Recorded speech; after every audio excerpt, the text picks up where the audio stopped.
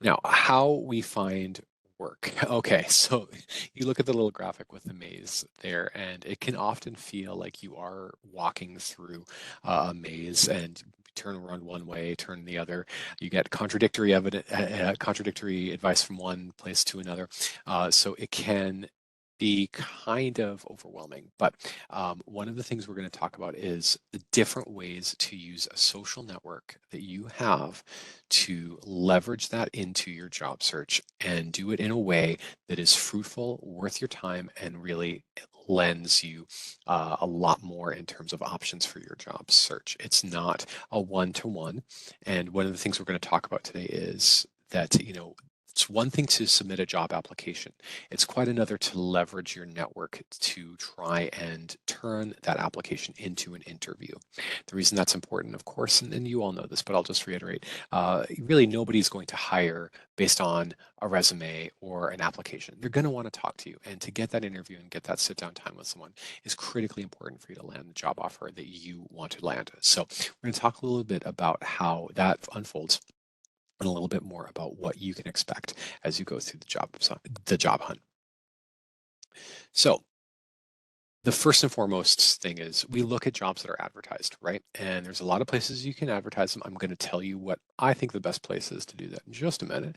But as a rule of thumb, these are the bullets you want to think about. So now focus your search. Now, what I mean by focus your search is I want you to think about jobs that are much really in your wheelhouse, things that you feel like you could do. Now, that doesn't mean that they have to be things that you've done in the past, a direct line. Oftentimes there isn't a direct line, but focus your search on things that are relevant to your skills and expertise and things that have resonance with what you've done before. So focus on your search. Second, we are in the wild west of job titles. I just want people to realize if you've ever been on any job websites before, some that shall remain nameless, you'll see things like customer experience architect or strategic planning architect or customer relations ninja or just things that have nothing to, architects and ninjas. No, they're not like that. They have all kinds of different titles. So don't be dissuaded when you look at the job title. Look at the job description and look at what it's asking for. Look at the core competencies that job is asking for, because the job titles now, they're all over the map. And like I said, if you look at a planning architect, that might have nothing to do with architecture whatsoever. So if you have a background in computer aided design or architecture, that might have absolutely nothing to do with this job. So always make sure you look at the job title before you really invest yourself in it to make sure that the job is actually something that you want to apply for.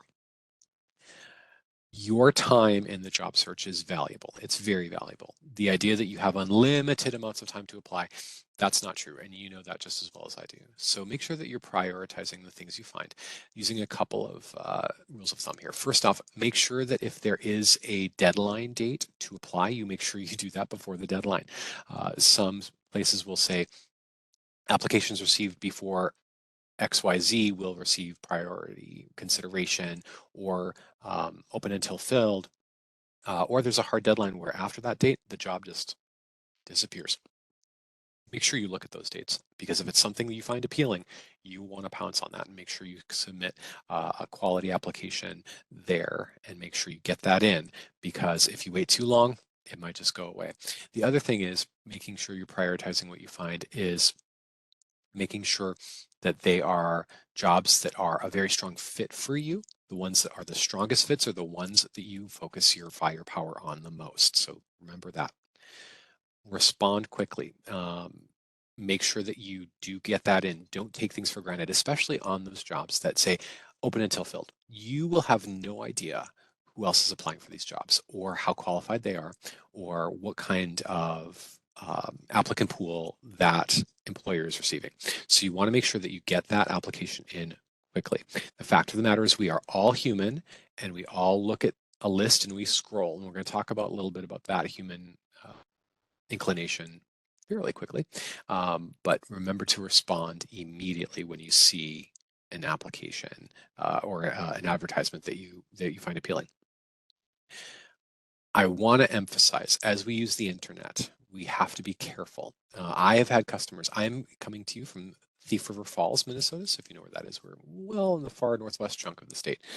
I have had customers in my area who have called me in a panic about basically a scam interview where they inadvertently gave over banking information over the phone to someone, and I had to say, stop right now, call your bank immediately. um, People are unscrupulous, unfortunately. This is the rule. So use caution when you're using the internet. Anytime you are contacted by a prospective employer where they are approaching you and asking you for information such as private information like social security numbers, bank accounts, routing numbers, that's a big, big red flag. Remember the rule of thumb, if it sounds too good to be true, probably is. And then after you apply, follow up with a phone call. We're going to talk a little more about that kind of etiquette in just a minute, but simply dumping your information into a application form or tailoring your resume and hitting apply, that's fine, but that's the first step. I will tell you right now, in my life, I have hired people because they called me up and said, I'd like a job with you in this function. Being aggressive and having initiative are really virtues in this process. So just be aware. So I want to tell you that your best shot for jobs is minnesotaworks.net.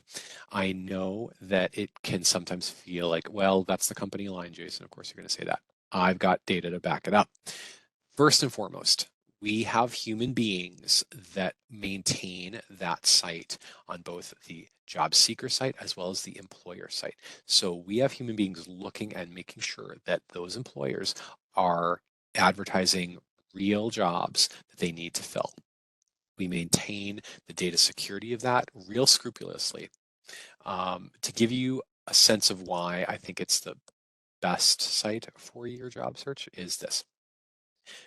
About 2/3 of employers who put a job advertisement on Minnesota Works will end up hiring a candidate they found via Minnesota Works. 2/3 of those jobs will be filled by candidates from Minnesota Works. So just so you know, and they're not just advertising on Minnesota Works, they may be advertising other places, but 2/3 of those jobs are getting filled with Minnesota Works job seekers. So just be aware.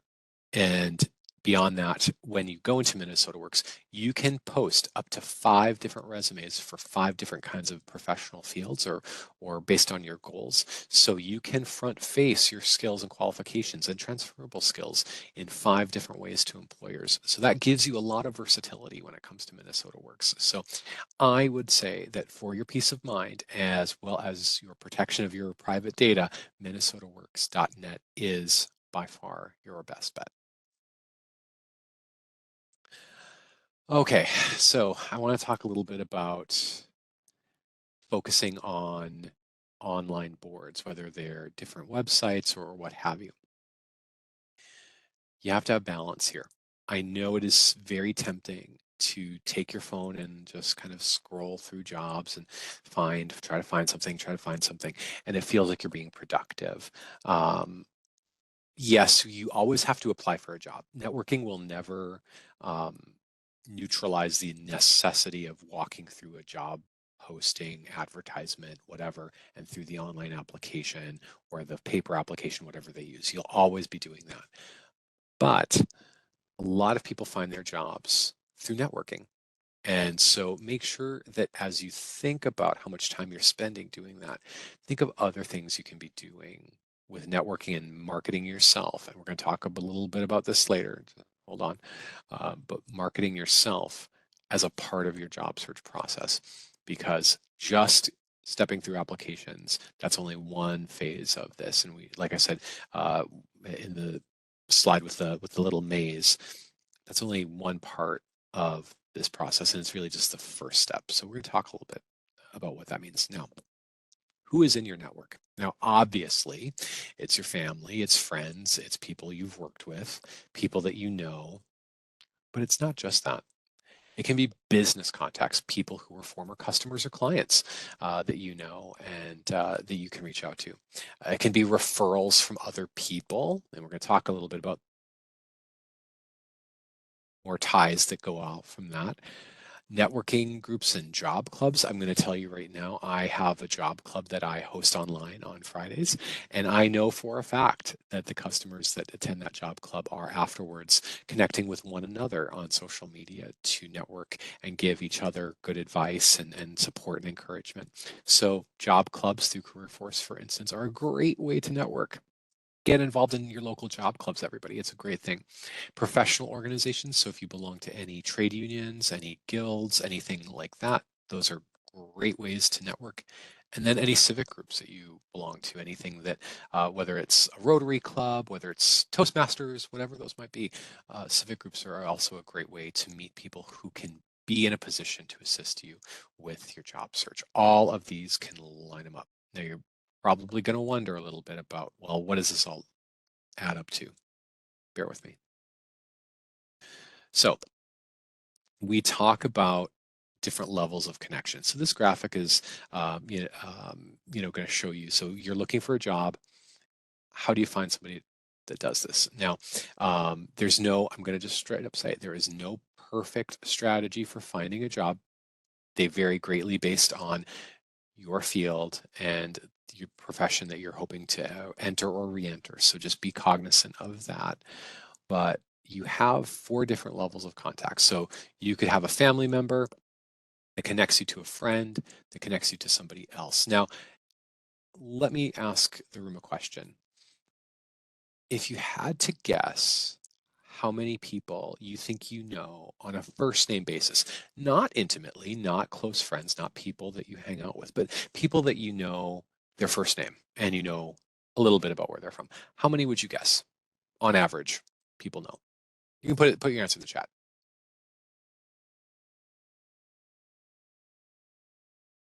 I'm looking at the chat as we speak. So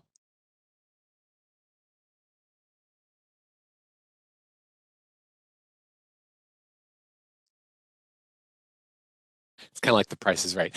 Usually, the correct answer is usually if you actually had to do it and think about it, most people can think of about 300 people that they know their first name and where they how they know them.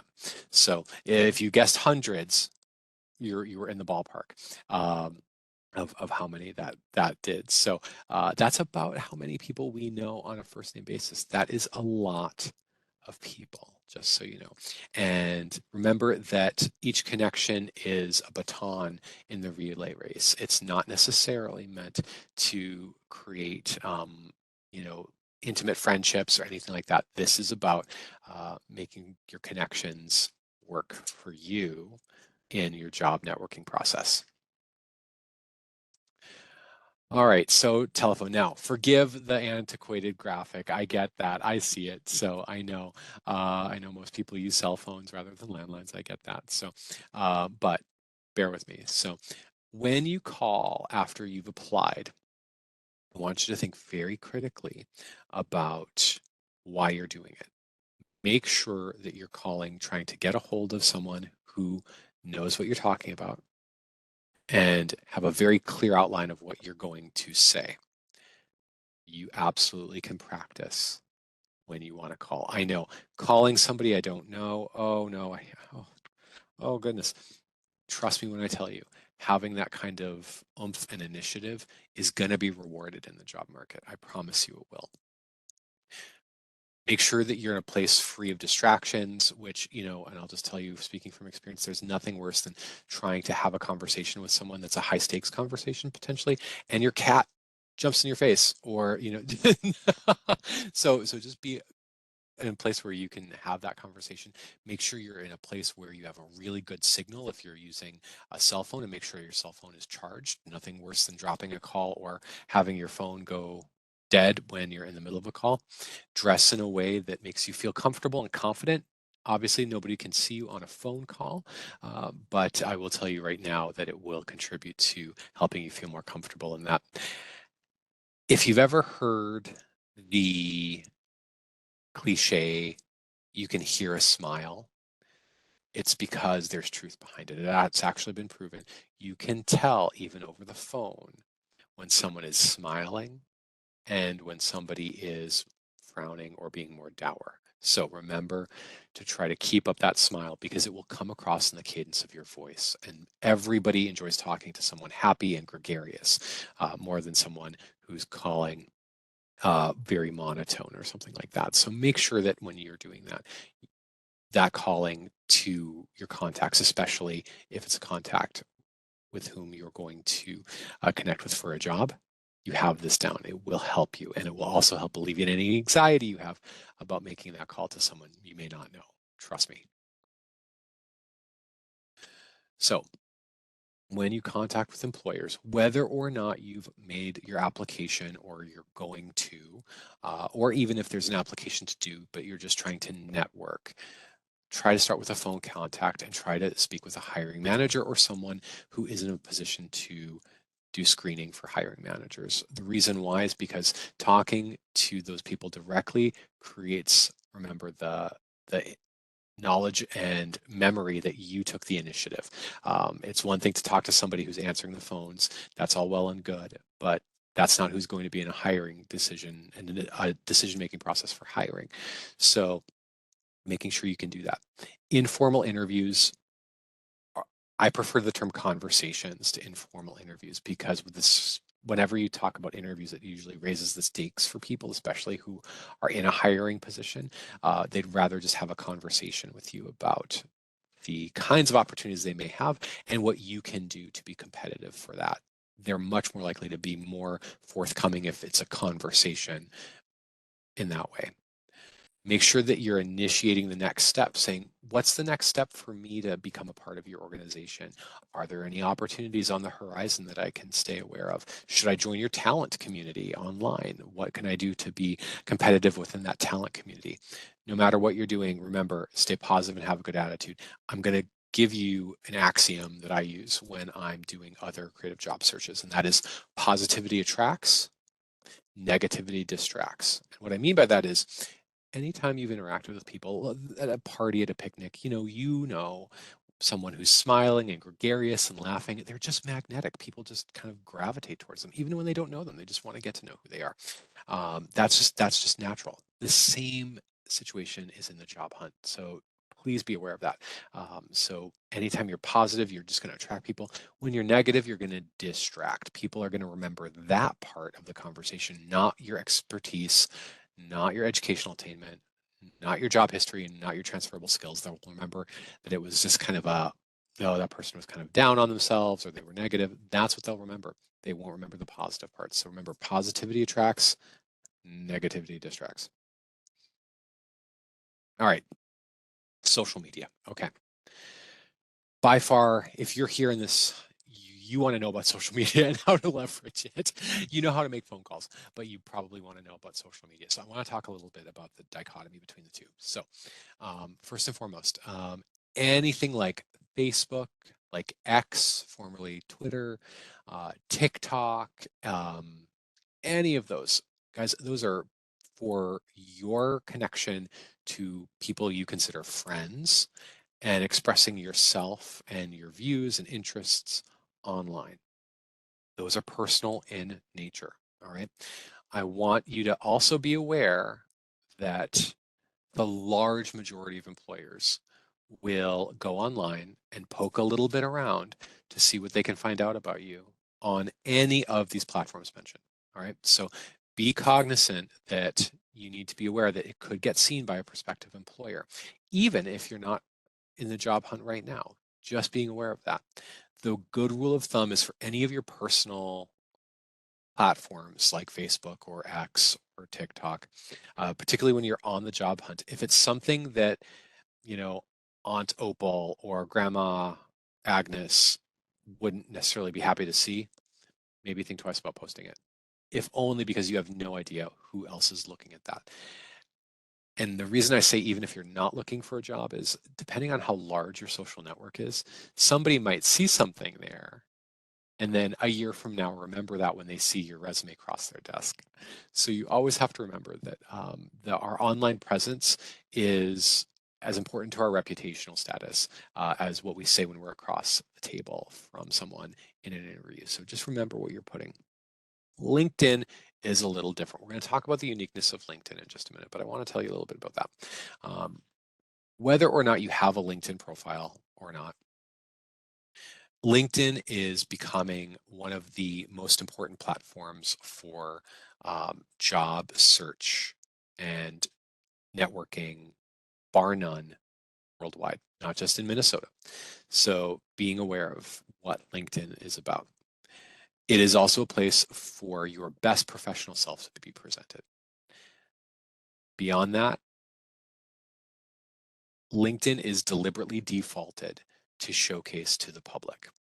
With Facebook and Twitter, X, whatever, you can alter privacy settings so people can't necessarily see them, or you can lock them down, those types of things. You can even delete them. But with LinkedIn, it typically biases and defaults to showing what you've put on there.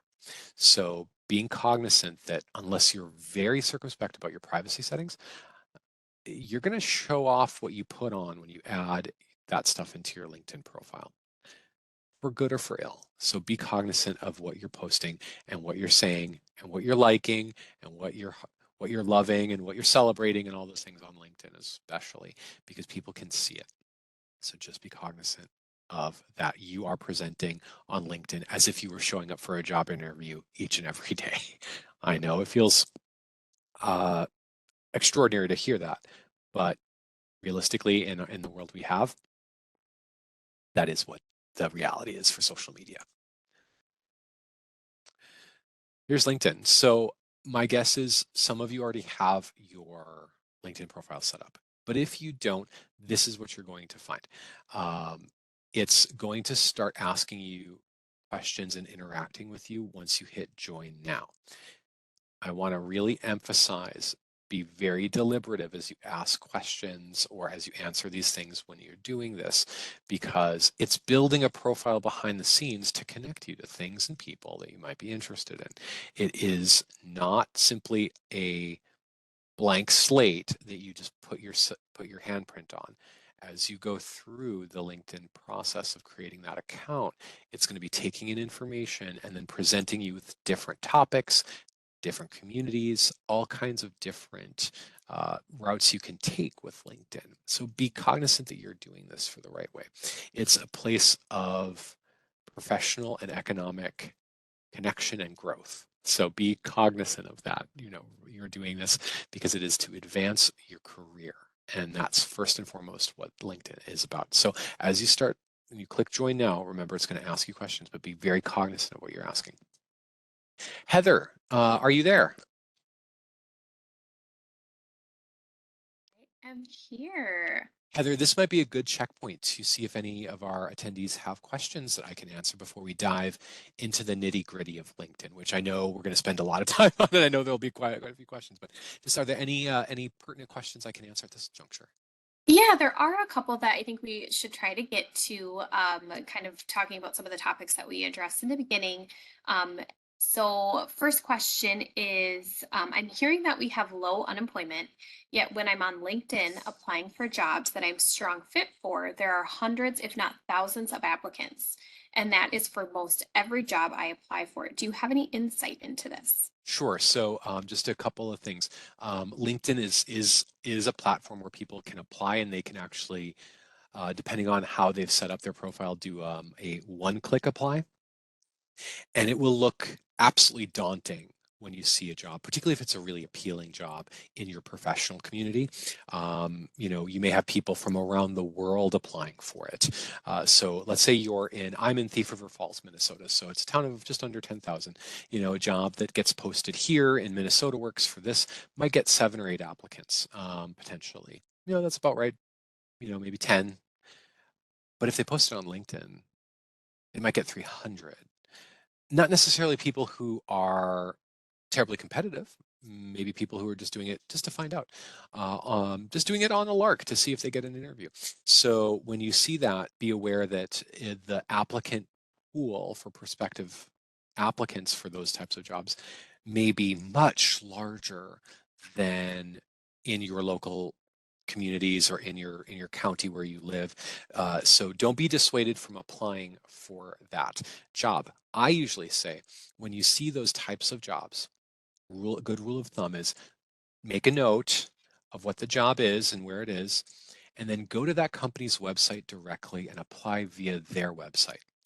Couple reasons for that. One is when you apply through their website, you're getting directly into that company's HR hopper. They're not going through a LinkedIn filter, uh, if you will, for that job. So it gets right to a human being rather than having to wade through what LinkedIn is doing. So make sure that you make a good note of that job and then go to that company's website and apply there.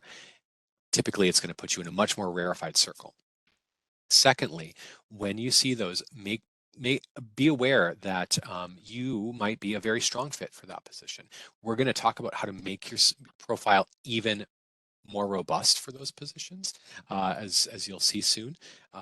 And some people use their LinkedIn profiles very lightly and they're applying for those jobs, but they may not necessarily be competitive. So don't worry too much about those numbers. It looks fast. And some people are applying for jobs even though they have jobs now. They're not unemployed. They're just looking for something else. Great answer. Do you have time for another one? Absolutely. Perfect. Where do you find the appropriate name and phone number to call after you submit a resume for a job you found on the internet?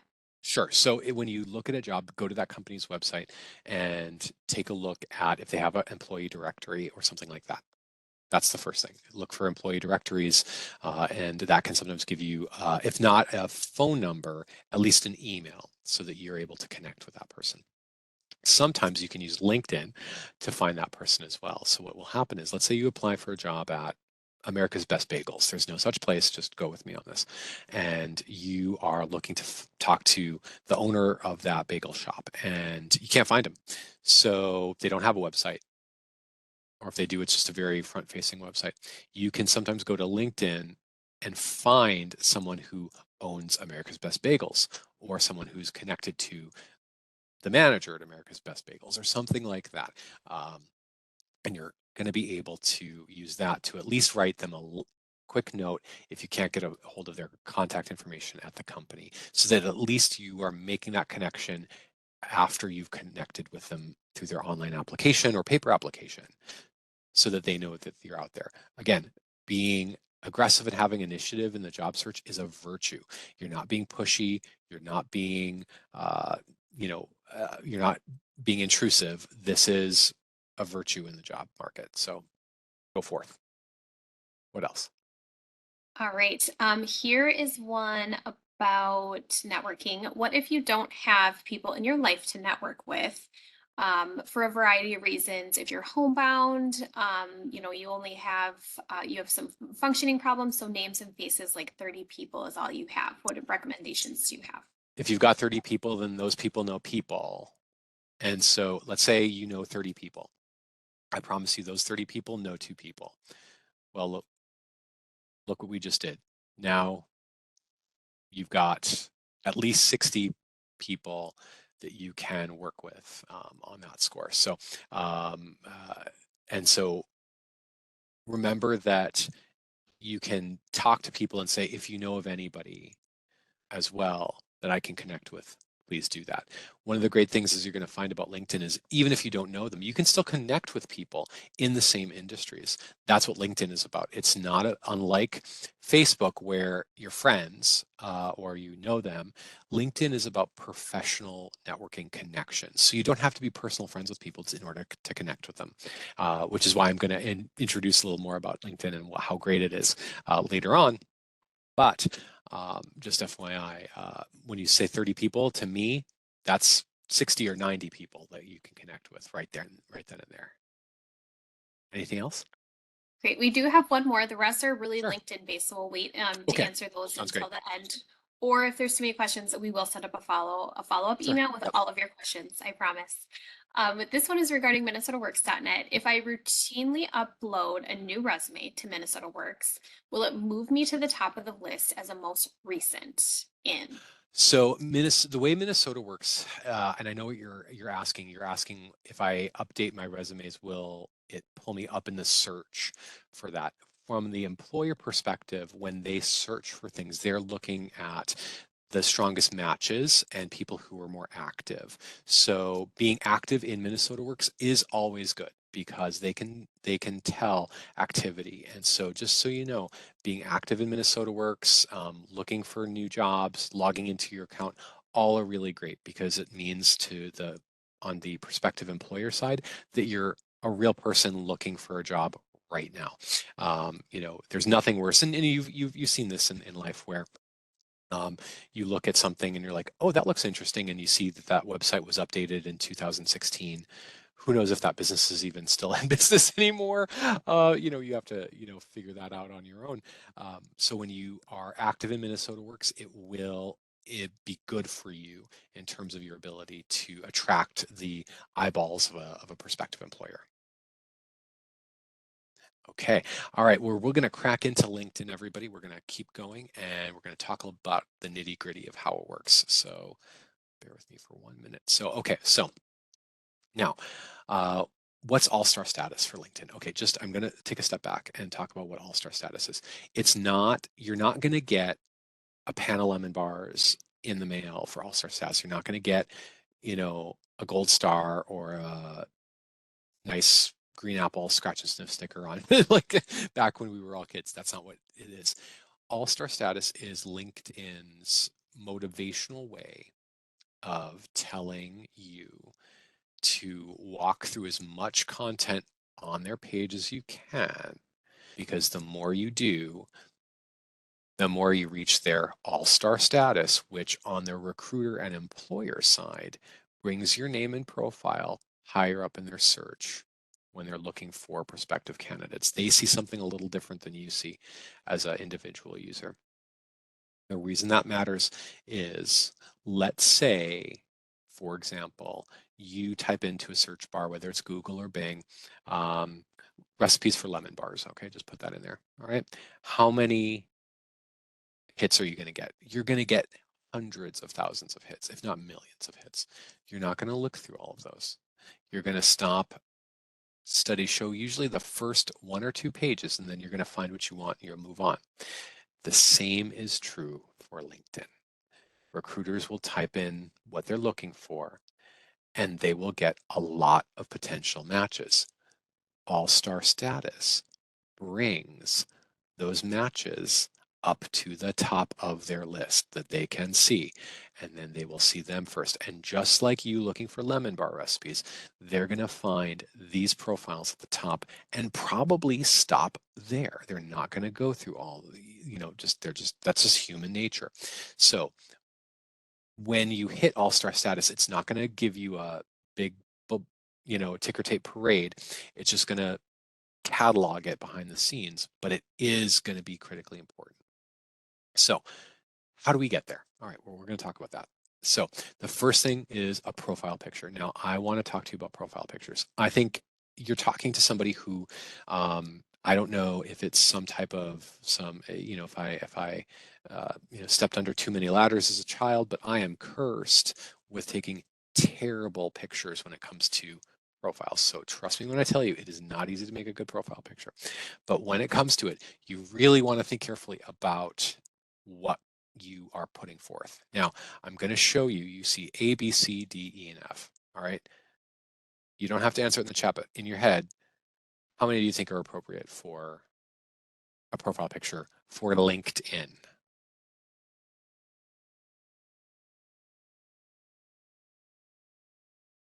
That's right. Whoever said B and C just now, you are correct.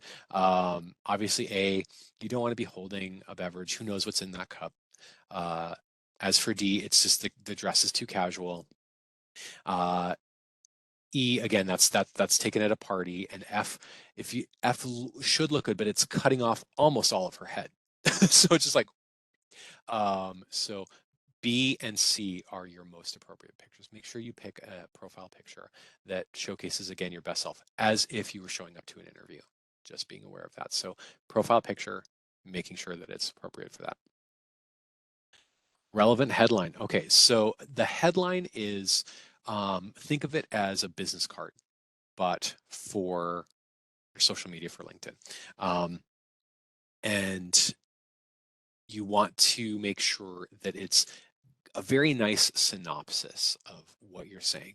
It's going to tell a reader who lands on your page kind of what you're all about, like very quickly, very concisely. It's going to be, so Sam is one of my colleagues. He often does these, and he's based in Alexandria, as you can see, but he does what I do a lot of times, and so you can see what he does, who he's working for, and you can kind of see information about other skills he has. That's the relevant headline. Remember, it's punchy, it's concise, it's very quick. You can read it very quickly and see, because a prospective employer isn't going to spend 10 minutes on your LinkedIn. They might spend 30 to 60 seconds on your LinkedIn. They're not going to spend a lot of time. So you want to really summarize what you are and kind of what you're all about in a very quick headline. Industry and location. That is simply what industries you're interested in, or what industry you're in now and looking to be a part of, and where you are. That's all. It's pretty simple, but you have to have those in there. If you miss that part, you're not going to be able to compete for all-star status. So make sure you have those in there. So experiences. Okay, so what is experiences? It's your job history, just so you know. So it's going to ask you about your job history. Now, a couple things. You have to have at least 3 jobs in your experiences section for it to work for all-star status. Now, I know what you're thinking already. Jason, I just graduated from school. I've had 1 job or 2 jobs. That's it. What do I do? Things where you did work are also job experiences. So if you were the vice president of a club when you were in college and you did that for a year and a half or 2 years, that's experience you can fold into. If there was a volunteer experience that you were with for a bit of time and had something that you could really name it, that can be a job experience too. It doesn't necessarily mean a job for which you were having to compete and get a salary and all of that. It can be other experiences that are relevant to the kind of worker you're going to be. So think of it broadly when you think of that, but you have to have at least 3 of them in there for LinkedIn's behind the scenes calculations to give you credit towards that all-star status. 4 is good, 5 is great, but 3 is the minimum threshold that you're going to need on that score. Now, skills. It's going to ask you about what are your skills. So when you put that, you have to have a minimum of 5 skills. You can have more. However, I want you to be real careful. They have to be skills that are germane to the jobs that you're doing and anywhere you want to get to. They have to be specific enough so that you can really impress someone who's reading it. And they have to be things that you could verify in a job interview. So you don't want to put in things like, world-class spaghetti maker, unless you're going to work at a pasta plant. If that's the case, maybe. But if you're not working, for a pasta maker, then how well you make spaghetti might not be something you want to put in there, just FYI. Now you see this gentleman holding that card. Those can be skills you can put on. They're going to be based on your skill set, your transferable skills, what you are able to do, whether that is decisiveness and decision making, whether that is teamwork, whether that is customer service, what have you. But you have to have at least 5, and they have to be ones that other people, such as someone interviewing you, could verify by looking at your resume and application. You want to make sure that it really is in alignment with the application materials you'd be submitting, because guess what? As I said, once you apply, like any other social media, most employers are going to go to what they can see on the internet. And when they find your LinkedIn profile and look, they'll want to see that your skills that you have in your resume and cover letter or your job application are in alignment and running parallel to what you're saying you're good at LinkedIn. Be aware of this. Now, the summary is like I said, it's a very, very quick, like 2 to 3 sentence synopsis of what you care about, why you care about it, what you're passionate about. Make it something that is punchy and provocative within reason. Make sure that it grabs their attention. That's what that summary is designed to do, is to grab and hold the reader's attention for as long as you can. If you've been to any of my resume workshops, I'll tell you, I usually use the term, the summary is where you give them that it was a dark and stormy night statement, right? And what I mean by that is it's going to pull that reader's interest in and pull their attention down into the other parts of your page, which include your work history, the skills, and the industry you're in. So that is what the summary does. Do not be seduced by the idea that if I put a lot in there, I'm more likely to get hits off of a search or something like that. It isn't like that. Don't do that. You're not going to have enough time with a normal reader to have them read 2 or 3 paragraphs, and you won't have the space either, because they won't let you write that much anyway, because it's predefined. It's a predefined field. So you're going to have to make it as punchy, concise, and as compelling as you can in that. So I know that's difficult, and I know that's a big ask. Take your time on it, but that's what you're aiming for when you do a summary. Your education, it's your educational attainment. And so a couple things about this. And one of the things that comes up when I do job search over 50 is people are always really concerned about putting their date of their education when they graduated from high school, or when they graduated from college, because they're concerned that it will expose their age to prospective employers. And I get it.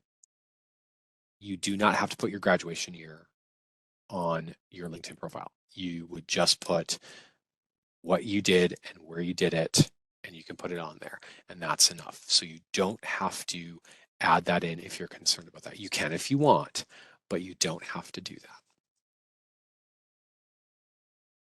And finally, connections. This is the one that I think people get snagged on the most when they're trying to achieve that all-star status. So connections. Now, remember when we talked about people having about 300 people they could name by their first name?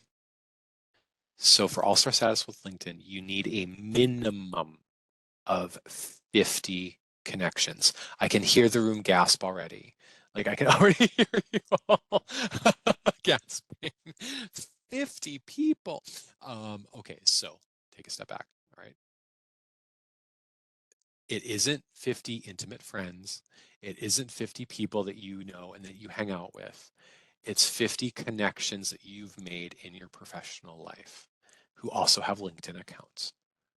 That's what you need. I promise you, you can find them if you are spending just a little bit of time and practicing a little bit of discernment. You can find those connections of 50 or more. I promise you, it's much simpler than you think. I know right now you're thinking that's daunting. I know 20 people maybe, and then some customers, maybe 25. I can never get to 50. Remember, they don't have to be first level connections either. You can make connections with people who know other people, or people who are in the same industry in a lateral level, who knew what you did and know kind of about what kind of industry you're in. Those can also be connections. Remember, we're not trying to make lifelong intimate friendships through LinkedIn.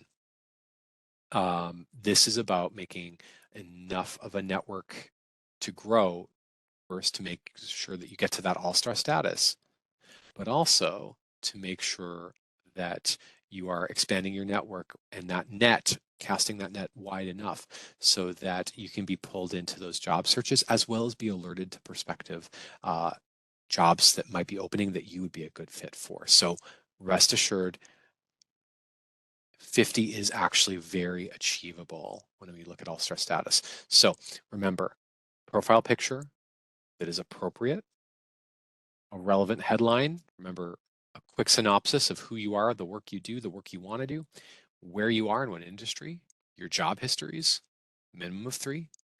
You need your skills, at least 5. A summary, which is that quick synopsis of what you're about and who you're about and what you want to do. Your educational attainment, and 50 connections. Again, 50 is achievable. I promise it is. Now, when we talked about, like, the question, like you said, I look at a job and it has, um, you know, 50 different people from all these places and then 100 more people and then 2 days later it's 500 more people.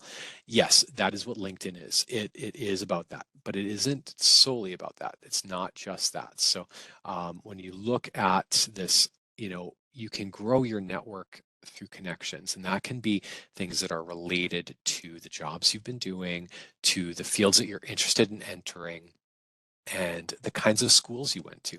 The connections that you have can come from that.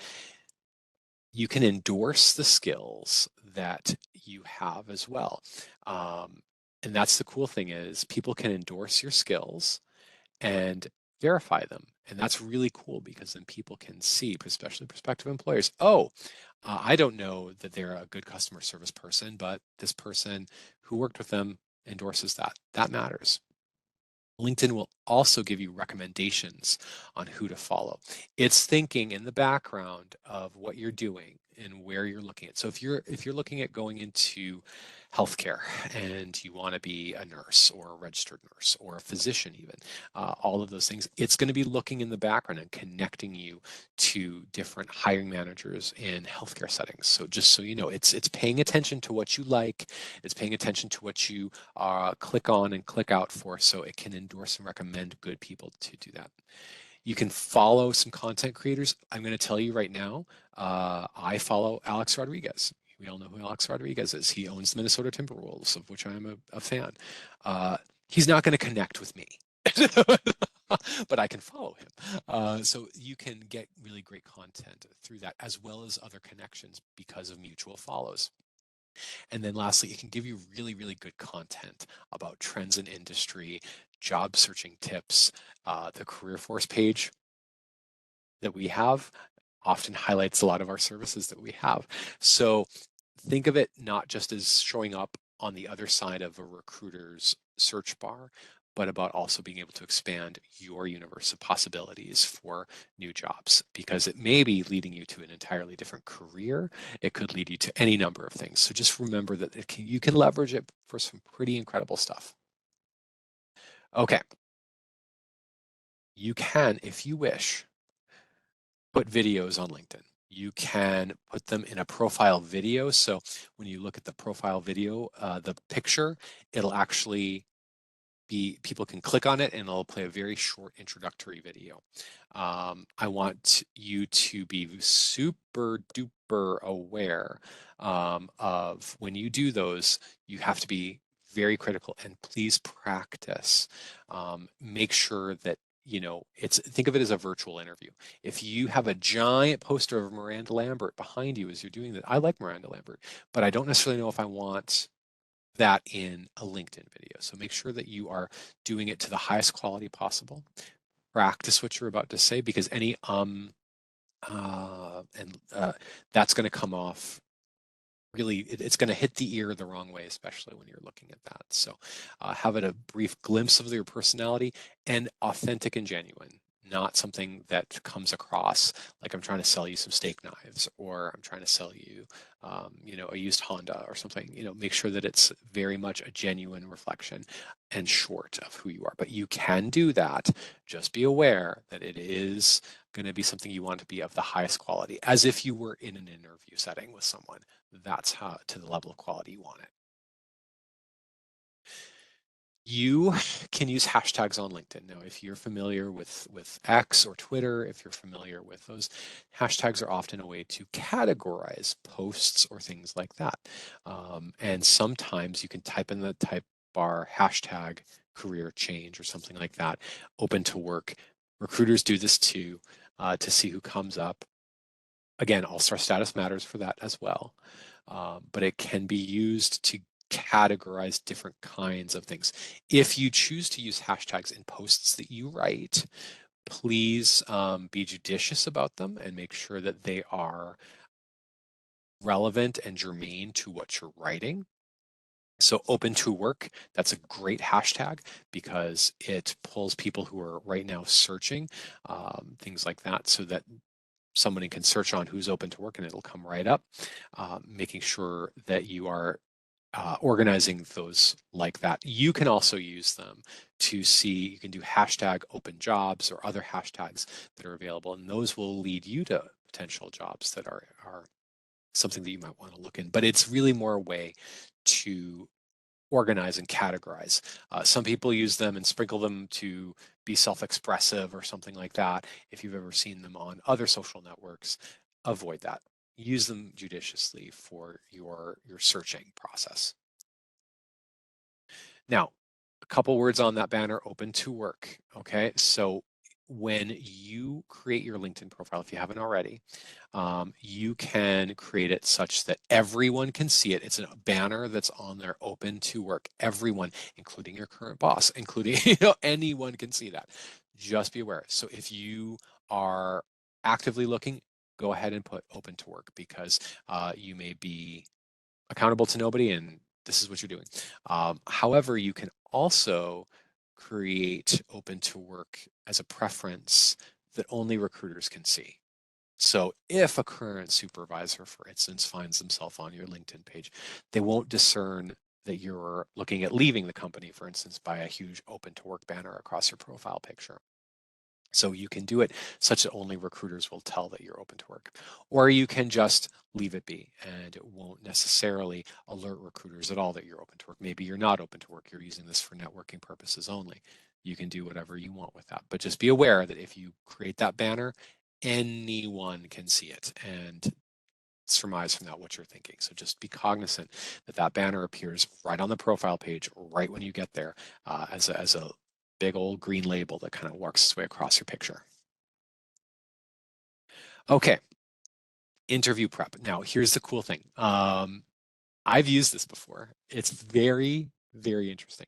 Once you have your LinkedIn account, they have a landing page. I'll put it in the chat for you in just a moment. But it's basically, it will record you. It will give you a question based on your industry and based on your career interests, and you will answer the question. And it will record you. And there's an AI in the background, and it's recording lots of things, including things like eye contact, things like um,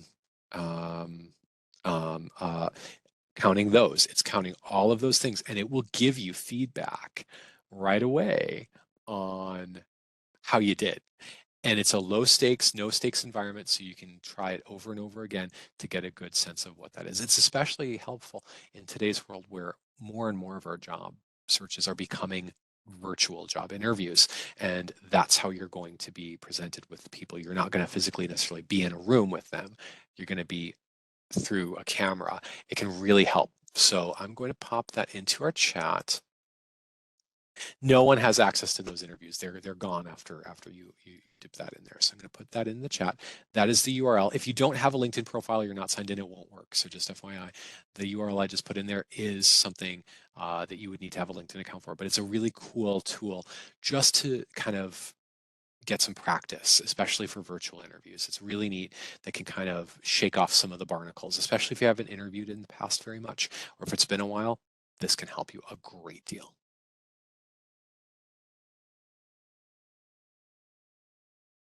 Okay, so we've got a few minutes left.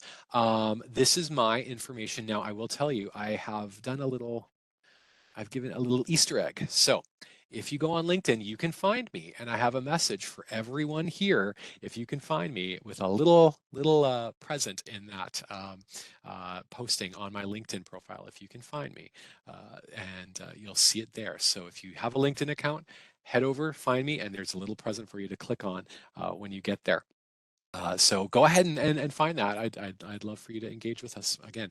Again, we have more creative job searches coming up each week, and we'd love to have you there. Heather, we've got a few minutes for questions, so why don't we dive in? Yeah, we have quite a few questions. So I'm Okay. just going to start at the top. And then, like I said, we'll send a follow-up email by the end of the day tomorrow with all of your questions that came in. I've been keeping track of them, and we'll have those answered in that follow-up email. So we'll go ahead and jump in here. The first question is, my experience is that LinkedIn messaging has replaced cold phone calls, especially in the remote first environment. Yes. Yep. Keep in mind, LinkedIn sometimes will prevent you from just messaging anybody. So it's, so just be cognizant that sometimes the character limits are pretty strict, but LinkedIn messaging is a really good tool outside of phone calls. Obviously, being able to talk to someone and engage with them by voice is a more compelling way to forge that rapport, but that may not always be possible. So sometimes you just have to write a very polite but succinct message on LinkedIn, and sometimes that will get a hold of somebody too. Perfect. Next question is, would it be worthwhile to create a professional page on the personal social medias to use exclusively for business networking on those sites? You absolutely could. I will warn you, most employers, uh, if they find that on, let's say, Facebook, that they'll look at it, that's great. But LinkedIn is really where they're going to look for the professional stuff because it's laid out. If you don't have a LinkedIn profile now, I'll tell you, it's laid out in a very crisp way so that people can glean information from it. Facebook and other ones are not, their layout is different, so it's a little bit harder to do. But it can be done, but it's just a little bit harder to do on those platforms versus LinkedIn. Perfect. I belong to a lot of business groups that have dedicated pages on Facebook. Those groups do recommend that your personal Facebook page reflects your business. If you are going to your own business, is it more important than if you are going to be an employee? So I think if you're starting your own business. Yes, if you're an entrepreneur, a lot of times your clientele will use Facebook to get a hold of information about what hours your business is open, and do you serve, wings on Tuesday, and like, do you have any, specials? Or I'm assuming you're thinking of restaurants, but whatever it is, yes, yeah, you would want a business page for Facebook. I would say that you would want a page for your business that's professional on Facebook first and foremost. How to avoid to pay for this subscription in LinkedIn when they want to Yes. charge? I know the premium subscription is ridiculous. I think it's $40 a month now. I mean, it's just remarkable. You do not have to pay for premium. I will tell you, as someone who has used premium in the past, the functionality is nice. It's a little bit of an amenity, but it certainly is not going to just flip the table over in your favor for that. So if you don't want to absorb that cost, don't do that. You can still achieve all-star status without paying for LinkedIn. You just have to make sure you're furnishing the correct content in there to do so. So don't feel like you have to pay for premium as if that's going to, be a game changer for you. It's that all-star status with the content and the quality of the content you're furnishing that's going to get more eyeballs on your page. Perfect. This question came in when we were talking about headlines, and the question was, what do you put as a current job if you are unemployed? I usually tell you, you're not unemployed. You are in the job hunt right now, and that is a job, and that is a lot of work. So you can easily put in things like looking for my next opportunity, new horizons. I mean, you can put all kinds of things in there, but you are absolutely working. You are absolutely working. It's just you're looking for your next role and your next professional platform, but you are working right now. I promise you. This is part of it. All right, you got time for one more, I've Jason? got time for one more. Okay.